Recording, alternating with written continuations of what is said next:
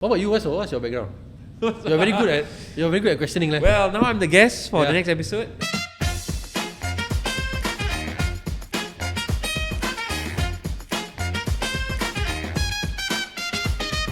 The Business Lab. Madam, I think you have something to share with us, right? Yeah, we're going to have Daily Connect on the 30th of August. Our theme is Resilient Rising, Turning Setbacks into Success.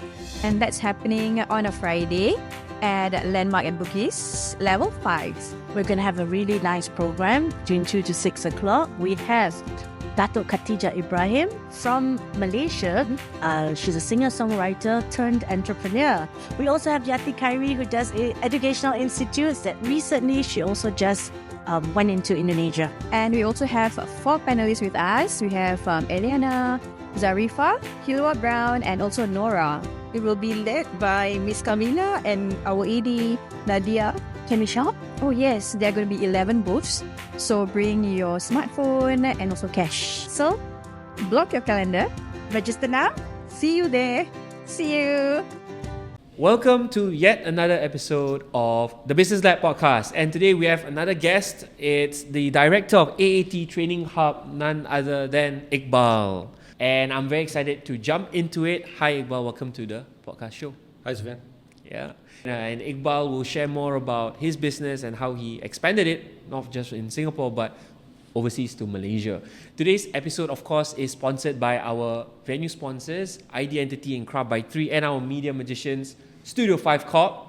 Big shout out to them. Let's jump right into it, right? So your company is AAT Training Hub, yes? Yeah. Okay. So I'm very interested to come in and just ask you, what makes AAT Training Hub different from the other training organizations out there? Well, in Singapore, there's many training centers in Singapore. Yeah. And you have to stand out somehow to make yourself interesting to the consumer, to the customer. So for us, what we try to do is we try to embed technology into our workflow. And also when we deliver our programs, we make sure there's some element of technology, whether it be digital quizzes, virtual reality, augmented reality. We have to throw in some technology aspects, make the course interesting for the customer. While doing that, we get to spend more time on customer service because we don't bog ourselves down with paperwork. Our system does most of the work for us, and our staff are free to engage the customers and improve our business model as well as we go on. Interesting. About why is technology or being technology led as a company in this particular niche training? Why do you think that is so important, such that you double down and that's your differentiating factor now? So back in 2016-ish, when 2 years after I joined the company full time, we found that you have a limitation actually as a training center. You are not able to.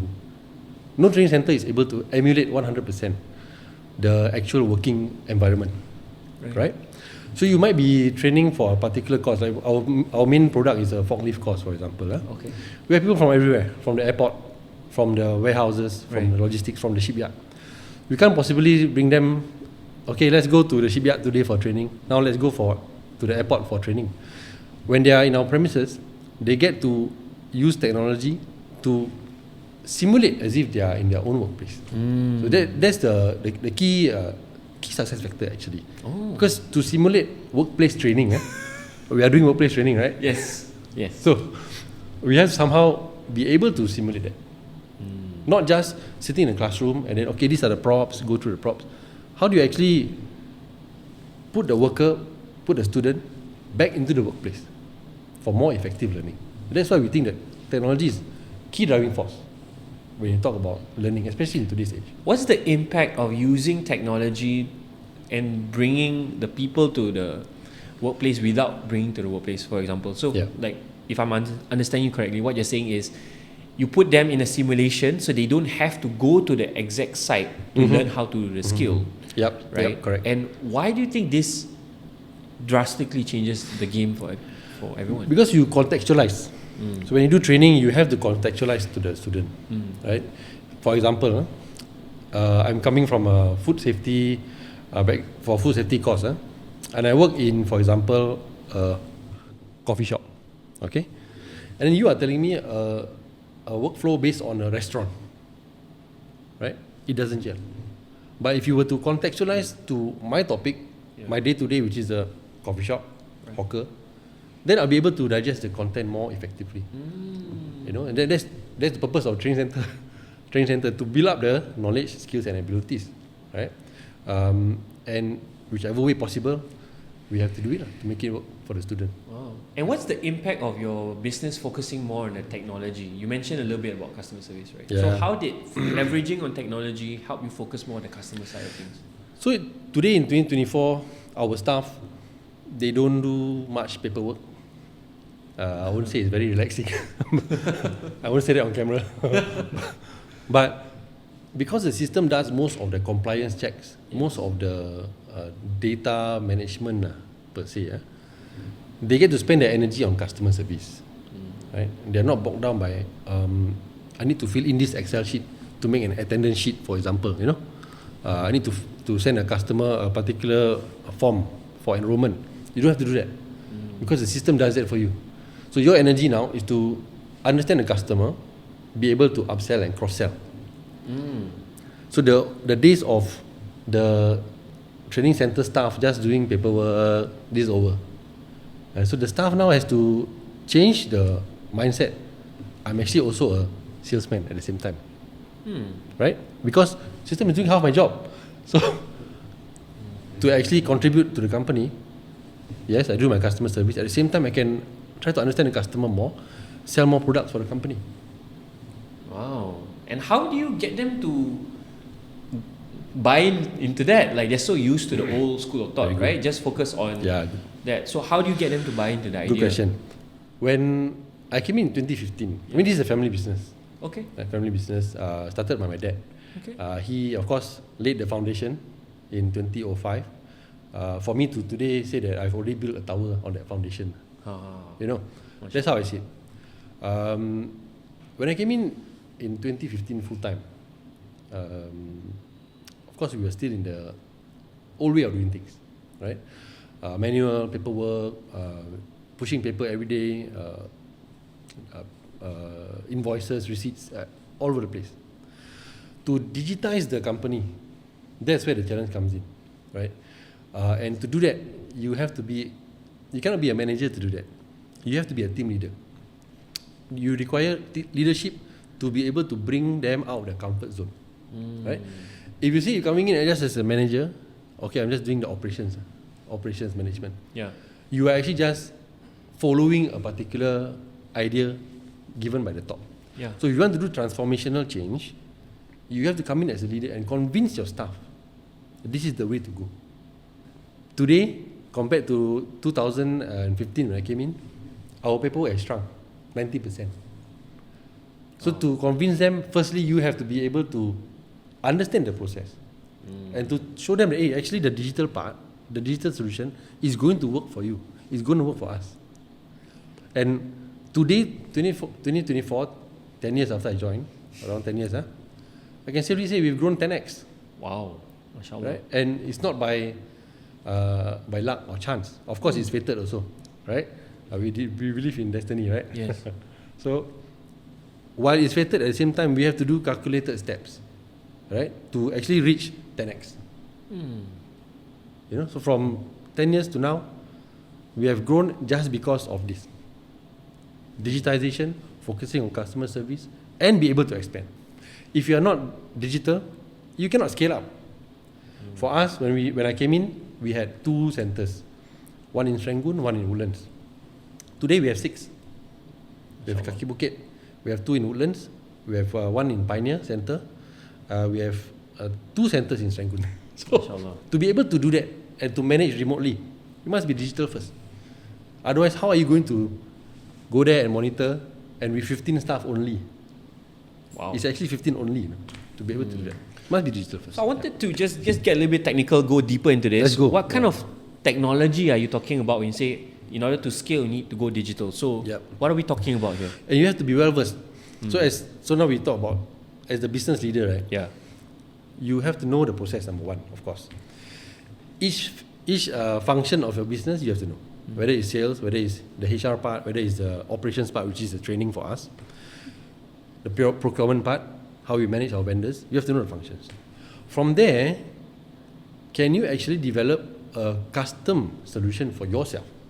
So like what we did, we developed a custom, I'll call it an ERP, enterprise solution for ourselves. For me, how I'm able to understand that is because when I work in the factories before, Yes. I work in the manufacturing factories and the bigger companies, I saw how the workflow went. Right. So when you're an employee in a big company, you're an MNC, you don't just go in and just go with the flow. It doesn't work like that. You have to see actually what is being done and how you can use this skill and this knowledge for future. And that's what I did. So when I saw SAP R3 that time, SAP, one of my companies was using that, and you somehow understand the workflow. And then how do we use that to build our own system? So we use web applications, we use mobile applications to execute our process. Wow. Today. And you mentioned about scalability, and the business is in Singapore and Malaysia as well. Yes, Right. How did that expansion journey get kicked off? I think for us, Singaporean business owners, business leaders, we need to be a bit more brave, have a bit more courage to take the step out. Yeah. Because if you think about it, if the MNCs from overseas can set up in Singapore, they are called an MNC right now. So why can't you as a Singapore company set up overseas and then you be an MNC as well? So for me, the long-term goal is for us to be an MNC. Multinational, right? Yeah. So the small organization in, for example, in the US, from there, he opens in Singapore a branch. Multinational, man. Exactly. Right, to serve the different markets, right? So for us, we intend to of course set up Malaysia, our neighbors, right, our closest friends, and Malaysian community and Singapore's community, similar in the way or in how we expect things, and how we do our work, our languages are the same, right? So for us, natural transition, Malaysia first, before we move on to the rest of the regions. So Iqbal, I'm curious to know, maybe for the benefit of the viewers, what are some of the services that you provide for the different target markets that are out there? Maybe you can just put it out there first. So we do training for food safety, we do for industrial training, industrial employees, we do for audiovisual technicians as well. And more recently, we focus a lot on cybersecurity training. We do a lot of AI training as well. Right. How to use tools like ChatGPT effectively. You have ChatGPT, yes, but are you able to actually use it effectively in your work? So for various sectors, we try to build up our programs as well. Okay. Everything is listed on our website, so you can check out. So at least the viewers have some context, right? Yeah. And I'm so curious to know, because you said you've scaled the business, it was a family business. Yep. I'm curious to know, at this stage of the business, right, looking back, you probably went through a lot of challenges. So I'm curious to know, what were some of your lowest points and how do you bounce back from those challenges as a business owner? Before you even reach to being a business owner, and especially for family business, family businesses are not absolved from internal politics. For sure. For sure. Yep. So you do have to kind of jump over that hurdle first, and convince your internal stakeholders that you are suitable for the job. Firstly, in terms of the company's journey, the lowest point, I think personally for me, it's quite recent actually. During COVID-19. Yeah. Prior to COVID-19, we were on the upward trend, and when COVID hit, we went to zero. Wow. Because ours is not a online training. Ours is a face-to-face training, in person. Wow. So when you cannot come in person, then there's no business for you, right? So at that point of time, how do we how do we tell our staff that their families, by the way, they have families, they have children to feed, you are not going to get your full salary next month. So for me as a youngster, coming into the picture and having to tell my staff, my team members, on a Zoom call that, hey, this month, sorry, we cannot pay you because we have no revenue coming in, right? We cannot pay the full. So for me, that is very, very painful, very challenging, and doing it brought me a bit more courage to actually push harder as we go along. After the recovery came in, when masks off, Yeah. then it was time to actually now push harder.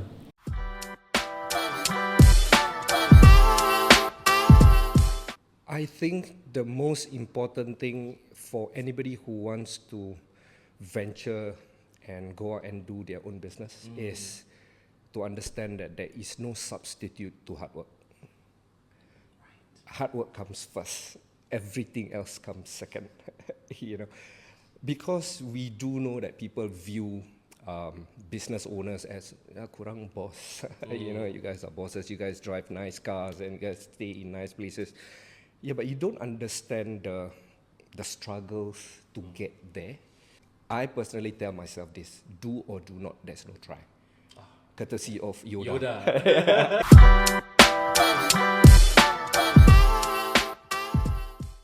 So, for context, what were the tangible stuff that you did once the restrictions were lifted after COVID, right? What do you do immediately to get the business back up? Immediately we do marketing. Right. Push harder on the marketing immediately. Immediately we start to do horizontal development. That means now we push our VR AR development. Right. Now we really push that we are also a software development company.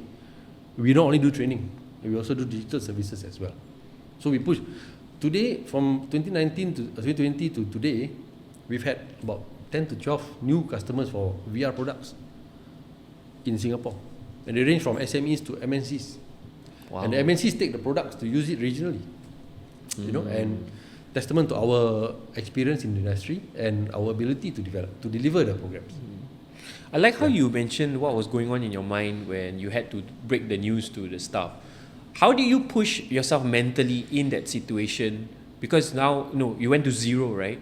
So it must have been a mental challenge and emotional challenge as well. What were the things that you did in order to bounce back? So just now was a bit more tangible, right? How about internal stuff? Like, what were the things that helped you?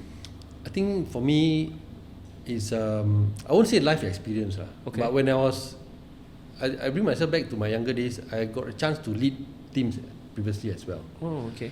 And that kind of strengthens you emotionally. Okay, and when you as a business owner, first thing you need to have is emotional strength. Because not everything is going to go your way all the time. There's going to be days where you got no sales, zero. Especially when a young entrepreneur or even a veteran trying to open a new business. It's not going to be rosy from day one. You are going to have doors slammed in your face. You got to find a way around it, man. And from there, you learn how to have emotional grit and capacity to deliver this kind of bad news. So it's only, fortunately for me, I've had the sufficient experience to deal with these issues. Right. So if I have to say that I was just fresh out of school and having to deal with this, it's not going to happen. I would not be able to do it. Interesting. So what were the things that built up your grit? I mean, the various industries that I work with, the various characters that I work with over the years, how you work in different teams contributes to your character as well. And how you handle different situations. Even you take something as simple as serving in the military. Right? For us, we are, most of us go through our national service, right? And you have the various characters in your team. Yeah. And how do you actually convince them to follow your objective? From there you learn how to, actually, don't use method A, use method B. This character, you have to use method A. This character, use method B. So you have to constantly learn and internalize what you are going through, so that the next time it happens, you are ready for it. Wow. Yeah. There's a lot of reflection, a lot of learning here. You have to. So as a business leader, you have to reflect. Very important. You don't reflect, then the next time it's going to happen to you again. Repeat the same mistake again. Same mistake again. Right. What kind of support systems do you have going through the difficult times and even expanding? What kind of people or resources helped you to, keep going? I think for the business part of things, the more tangible part of things, the buy-in from the staff.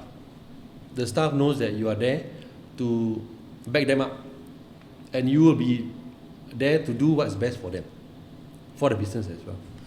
If the staff don't have the confidence in you as a leader, then it's going to be difficult to go through hardship.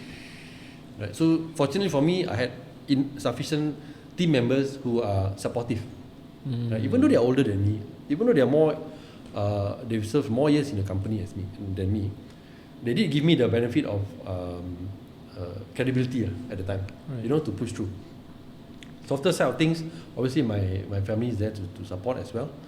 From my wife to my parents to my siblings, this softer side of things also help you to grow as a business leader. You cannot say, we just push for KPI. Right. Not really, because the KPI comes together with a softer skills set as well. Okay. Thank you. So segue into the skills. Let's do. So there's the soft skills, there's the hard skills, right? There's all this talk. What were the most crucial skills that you felt that you had to learn in order to boost the business in terms of profitability and also impact? Perseverance is number one.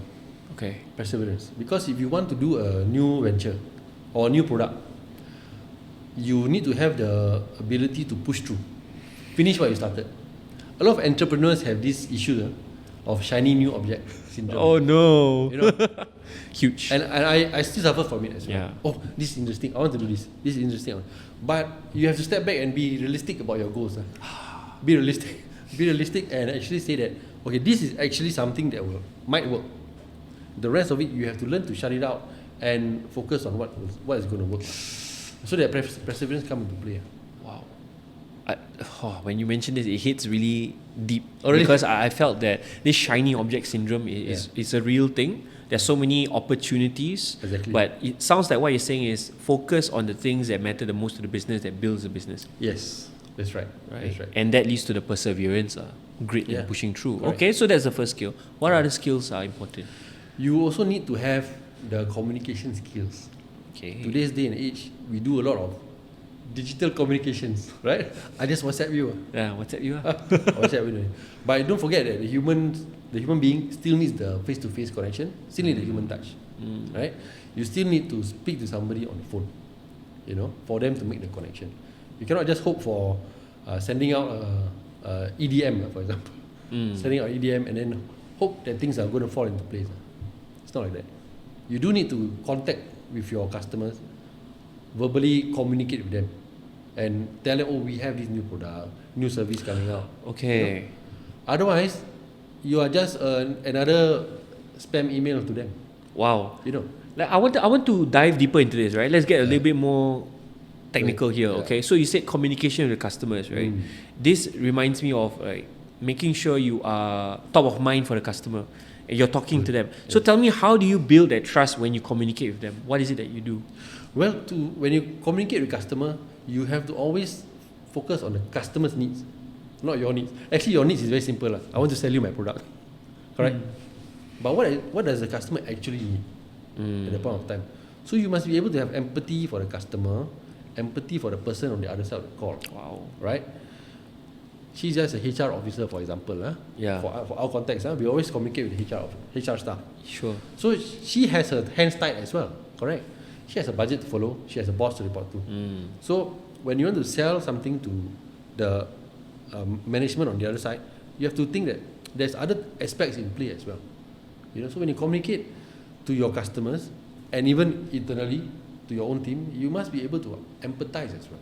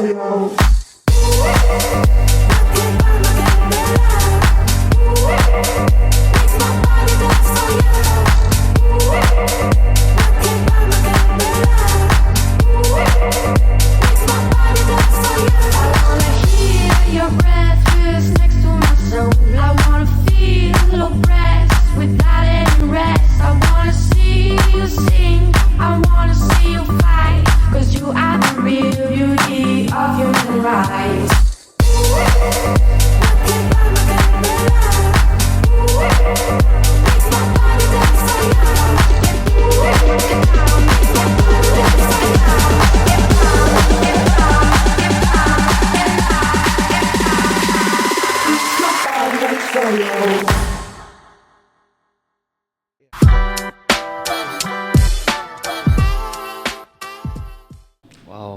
That's probably the technical term. Beautiful. That's a big one, empathy. Yeah. But the reason why I say it's beautiful is because I think a lot of businesses, they look at profitability. For sure. Yeah. But it comes at an expense to some extent to how they treat their people. Yes. But what you're saying is when you work on the empathy, you work on the customer's client-facing servicing skills, your business is profitable. It grows. For sure. Because, for example, I'll give you an example. You sell a hardware to a customer. You sell it in January. Oh, happy. You pay the bill and everything. Okay, done. But in June, customer comes to you. I have this issue with the hardware. It's not covered in the contract, no? It's not covered. Yeah. I have this issue in the how can you help me or not? Yeah. What's your answer? The wrong answer is, let me look at the contract. Let me quote you. Let me give you a quotation. Yeah. Exactly. The correct answer is, let me see how I can help you. Correct. In the first place, he wants your equipment, right? For a reason, to help him, right? To help him do his job. So if it's not working for him, he is not going to remember you. That's how you get the customer to remember you. Next time he wants to get another hardware, maybe a computer or a monitor, you think of it first because you are going to help him. Right. It's not only about just service a contract. SLA and SLAs in contract very important, of course. But you also have, when you lose the human aspect, that's when you lose the customer as well. I think the human aspect is often downplayed as being soft, but I'm hearing that this is actually very profitable in a sense. Really it does important. add back to the business. Especially today, 2024, in our modern age here, where everything is digital. Everything is digital. You need to gain back the customer relationship. And the worst part is CRM.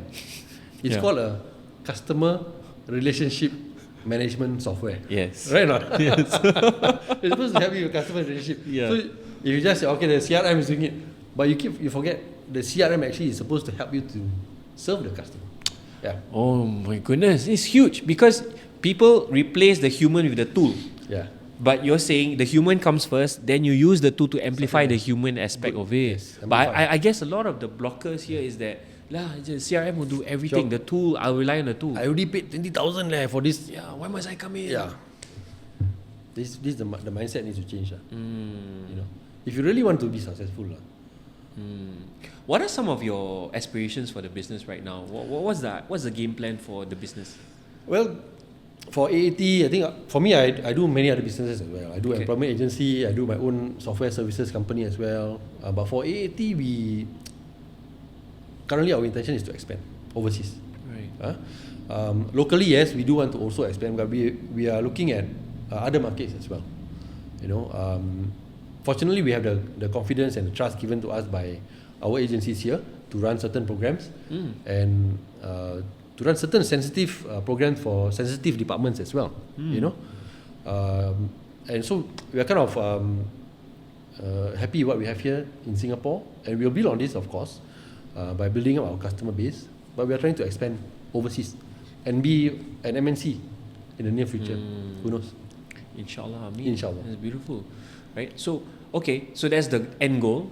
What are some of the possible challenges you feel that you're going to face along the way in order to reach there? Well, when we expanded to Malaysia, yes, we already had the first taste of the barrier already of how difficult it is to open a business somewhere where you are not there. And our base in Malaysia is only in Johor. Only in Johor. It's just across the causeway, but it feels very far because you are not present there to actually interface with the government agency, to interface with the bank. So you actually need to be there to go and execute all these services and put these processes in place. Fortunately, we are able to get already accredited by the Malaysian National Qualification Framework, HRD Corp, which is our equivalent SSG in Singapore. Okay. So we're already accredited in Malaysia, and from there we use it as a base to work with the rest of our clients in the region over there as well. Yeah. So would you say it's policy level restrictions? Policy level, yes, correct. So Singapore is very open economy, right? We are very open. You come here from overseas as a PR, you can open a business easily. But a lot of our neighbours do not give ownership to companies so easily. to foreign entities, right? So you literally got to be a citizen or a resident there for them to be able to give you something to allow you to run a business. I just give you an example in Thailand. If you want to open a business, Yes. you can run a business. You can open a business, but your business there, 51% has to be a Thai resident. Thai citizen has to own 51% of the shares. What does that mean? That means effectively you have no control of the company, right? So this is one example. And when I went to the Middle East for some business trip before, similar concept. So for us Singaporeans, we have to now learn how to work around these governance issues and actually be able to establish, not only establish but to flourish overseas, right? So if you establish and you don't flourish, you waste time. Not just stepping foot there. Exactly. Flourishing. Exactly. You're trying to do something useful for the brand, for the company, and to be able to do that, you need to really understand how things work over there. Already the language is a barrier. Example in Thailand, for example, you want to open there, can you speak Thai? A lot of us can't, right? But locals speak Thai as the first language. So you need to assimilate the culture first. If you can't, okay, you got to hire local people who are trusted to you. How you find that? I don't know. I don't have the answer. It sounds like a maze, like there's so many parts to this. It is. Fortunately, we have government agencies here in Singapore to help us, right? As you know, our enterprise Singapore is one example, right? ESG. When we go overseas, they do help us with MRA grant, for example. Okay. You have grants to tap on. They can help you with some of the setting up part of things. But to actually run your business, that is a challenge. Okay, so there are grants that you can tap into. Of course. There's grant, there's some help there. But to actually get tangible outcome from the business, you have to go there and find your own context. Iqbal, hopes for the future. What are the future trends? What do you think is top of mind for you? Training industry is always changing. We're always playing catch up with the working world, for example. We will always have to see what's the next upcoming trend. We look at AI, sustainability. We look at green tech, sustainability goals. A lot of companies are moving towards that. So for us, we try to match according to the industry's requirement. What the workforce needs. Right? That's where we do our curriculum analysis and development to answer to the workforce requirements. Wow. One example is the cybersecurity and the AI so-called evolution recently. For us, we look at that as one of the obvious products that we should push into, and that's when we started to develop our courseware according to those lines of topics, and when the industry trends comes up, you yourself as a business owner, you have to be ready for the wave. Be ready to ride the wave. Don't go against the wave. You go against the wave, you are going to drown. Wow. Right? So you got to follow the wave. And how does your company match? Your company is a surfboard. Yeah. You ride the wave. Ride the wave. Amazing parting words from Iqbal, the director of AAT Training. And thank you so much, Iqbal, for being a guest with so many nuggets of wisdom and insights and practical strategies as well for business owners and everyone alike who are very keen on going into the training industry. And we've heard so much about your challenges and how you went through the ups and downs.